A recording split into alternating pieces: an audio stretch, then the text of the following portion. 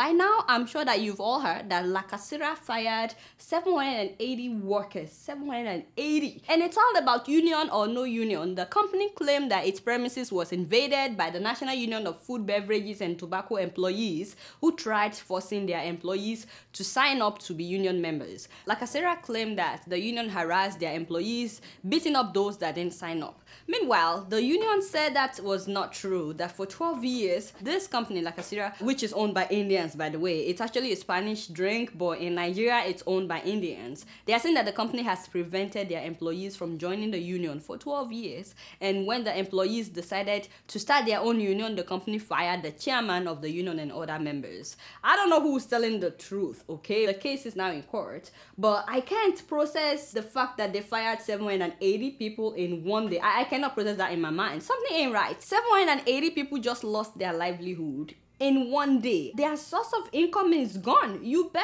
some of them have families to take care of. Why is it okay for foreigners to treat Nigerians like trash in our own country? Did I tell you that the insurance that Lakasira had for those workers only covered 3,000 naira worth of treatment? 3,000. What can you do with 3,000 naira? If it exceeds 3,000 naira, forget it. And no family member is included in the insurance. And it's not just Lakasira, by the way. MTN in Mayfair, Lagos has been subjecting their workers to inhumane treatment as well. Although it's a South African company, it is now under a new management owned by Indians. Once again, my Indian people, what is wrong with you? The fact that our skin color is different doesn't mean that you're better in any way. So stop mistreating people, especially in their own country. The new management has a new and crazy contract that I can't even tell you about. How do you add to the number of hours that somebody has to work and you will not add to the person's salary? Like, does that even make sense to you? Like, really? The new management came in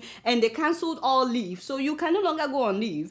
When people started shouting on the internet, they said, okay, you can take 1 day in a month. I'm like, are you serious? As soon as the new management came, everybody on maternity leave was told to resume with immediate alacrity. Even if you had a baby that day, you have to resume or you will lose your job. I'm trying to understand the categorical dysfunction of the cosmosis behind such catastrophic reasoning. Sure, you understand? Who does that? I read the story of one lady who just had a baby and she has to leave home at 4:20 a.m. in the morning to get to work on time, and she won't be back till midnight because of the commute. She's a new mom, for God's sake. In fact, I spoke with one of those workers and she told me that, Adiola, in one day alone, the management fired 11 people without any notice. Sometimes they'll fire 3 people in one day, sometimes they'll fire 2 people. She said the way it is right now, you go to work with the mindset that you never know, today may be your last day at work. And now they're hiring people under the new contract and they're paying those new people half of what they used to pay us. So in other words, they're trying to get rid of us so they can replace us with the new people that will take half of what they're paying us. You know that employment is very, very scarce in Nigeria. Meanwhile, the branches at Apapa, Ikoyi, VGC,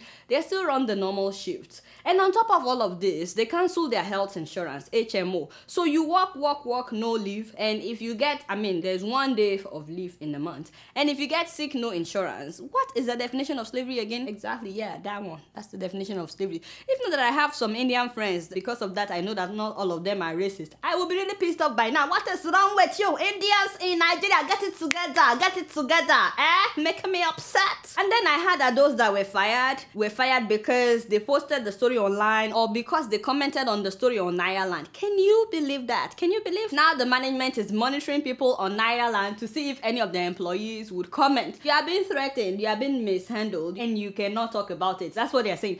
Better tell somebody that knows somebody that is connected to the August at the top that this is what the Indian companies are doing to people in Nigeria. Enough of foreigners mistreating Nigerians on Nigerian soil, Joe.